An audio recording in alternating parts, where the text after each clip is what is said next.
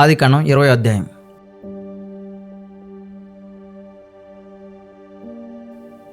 కొన్ని నెలలు గడిచిన తర్వాత అబ్రహాము అక్కడి నుండి దక్షిణ దేశమునకు తరలిపోయి కాదేశుకును షూరుకును మధ్య ప్రదేశాలను నివసించి గెరారులో కొన్నాళ్ళు ఉండెను. గెరారు రాజైన అబీమెలెకు శారాను చూసినప్పుడు అప్పుడు అబ్రహాము తన భార్య శారా మీద ప్రేమగా ఉండి శారాను గురించి ఈమె నా చెల్లెలని చెప్పెను గనుక గెరారు రాజైన అబీమెలెకు శారాను పిలిపించి తన ఇంట చేర్చుకొనెను. అప్పుడు ఆ రాత్రి వేళ దేవుడైన యెహోవా స్వప్నమందు అబీమెలెకు నొద్దకు వచ్చి, నీవు నీ ఇంట చేర్చుకున్న స్త్రీ ఒక పురుషునికి భార్య గనుక ఆమె నిమిత్తము నీవు చచ్చినవాడివి సుమా అని చెప్పెను. అయితే అబీమెలెకు ఆమెతో పోలేదు గనుక అతడు, ప్రభువా, ఇట్టి నీతిగల జనమును హతము చేయుదువా? ఈమె తన చెల్లెడని అతడు నాతో చెప్పలేదా? అదే కాక ఆమె కూడా అతడు నా అన్న అనెను. నేను నా చేతులతో ఏ దోషము చేయక యథార్థ హృదయముతో ఈ పని చేసి తిని అనెను.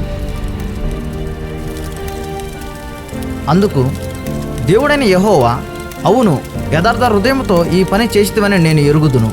నీవు నాకు విరోధముగా ఈ పాపం చేయకుండా నేను నిన్ను అడ్డగించి తిని, అందుకే నేను నిన్ను ఆమెను ముట్టనీయలేదు. అయితే ఆ మనుషుని భార్యను తిరిగి అతనికి అప్పగించుము. అతడు ప్రవక్త, అతడు నీ కొరకు ప్రార్థన చేయును, నీవు బ్రతుకుదువు. నీవు ఆమెను అతనికి అప్పగించిన ఎడల నీవును నీ వారందరూ నిశ్చయముగా చచ్చిదారని తెలుసుకొనమని స్వప్నమందు అతనితో చెప్పాను.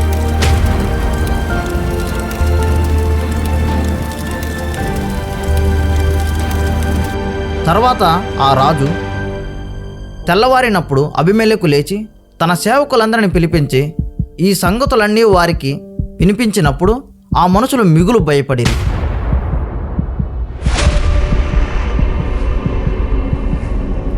అప్పుడు అబీమెలెకు అబ్రాహామును పిలిపించి, నీవు మాకు చేసిన పని ఏమిటి? నీవు నా మీదకి, నా రాజ్యము మీదకి మహాపాతకము తెప్పించున్నట్లు నేను నీ ఎడల చేసిన పాపమేమిటి? చెయ్యరాని కార్యము నాకు చేసితివని అబ్రాహాముతో చెప్పాను.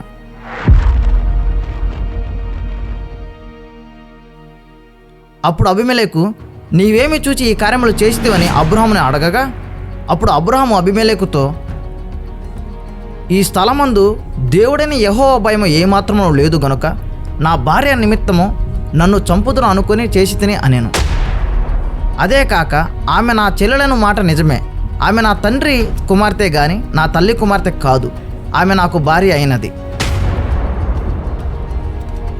దేవుడైన యెహోవా నన్ను నా తండ్రి ఇంటిని విడిచి దేశాంతరం పోవునట్లు చేసినప్పుడు నేను ఆమెను చూచి, మనము పోవు ప్రతి స్థలమందు ఇతడు నా సహోదరుడని నన్ను గూర్చి చెప్పుము అని నీవు నాకు చేయవలసిన ఉపకారం ఇదే అని చెప్పి తిని అని.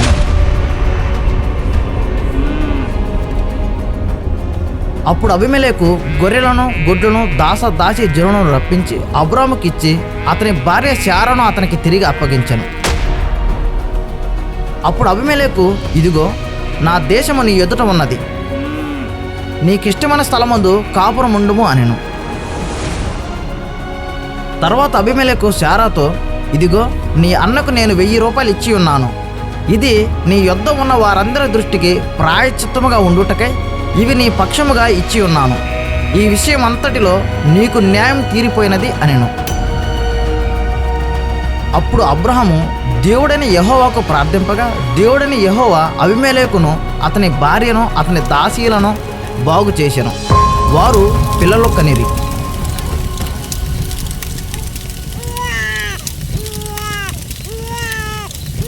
ఎలయనగా అబ్రాహాము భార్య శారాను బట్టి దేవుడైన యెహోవా అబీమెలెకు ఇంటిలో ప్రతి గర్భమును మూసి ఉండెను.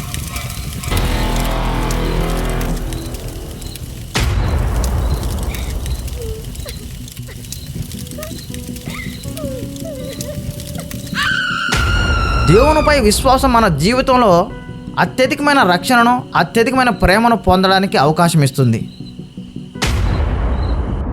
అబ్రాహాముకు దేవుడైన యెహోవా తన ఆదేశాలను ఇవ్వడంతో అతను దేవుని ప్రేమ పొంది నమ్మకంతో జీవించ కొనసాగించాడు.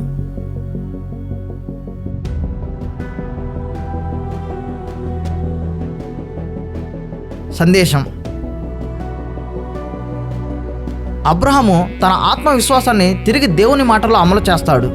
దేవుడైన యెహోవా అబ్రహాముకి అత్యధికమైన ఐశ్వర్యంగా మారుస్తాడు. దేవుని భయం లేని చోట ఆయన క్రియలు భయానకంగా ఉంటాయి. భయముతో తెలుసుకునే వారిని ఆయన క్షమిస్తాడు. అబ్రహాము జీవితం చూపించినట్లుగా దేవుడు ప్రతిసారి నమ్మకంతో ఉన్న వారిని లక్ష్యంగా రక్షిస్తాడు, ఆశీర్వదిస్తాడు.